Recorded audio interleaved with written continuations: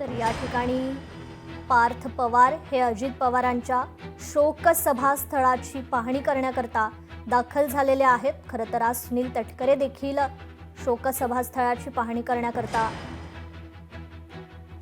मुंबईत येणार आहेत। तर पार्थ पवार देखील आता मुंबईत दाखल झालेले आहेत। अजित पवारांच्या शोकसभेचं आयोजन या ठिकाणी करण्यात आलेलं आहे। तर ही शोकसभा ज्या ठिकाणी आयोजित करण्यात आलेली आहे त्या ठिकाणी आता पार्थ पवार दाखल झालेले आहेत। त्यांच्या समवेत मंत्री आदिती तटकरे देखील त्या ठिकाणी आहेत। अजित पवार यांच्या शोकसभेचं मुंबईत आयोजन करण्यात आलेलं आहे आणि याच शोकसभा स्थळाची पाहणी करण्याकरता आता पार्थ पवार या ठिकाणी दाखल झालेले आहेत।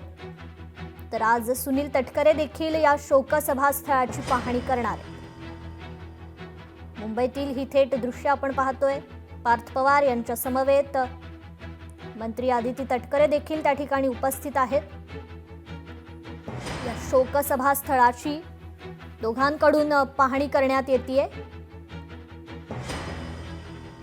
अजित पवार यांच्या या अकाली निधनानंतर मुंबईत शोकसभाचं आयोजन करण्यात आलेलं आहे।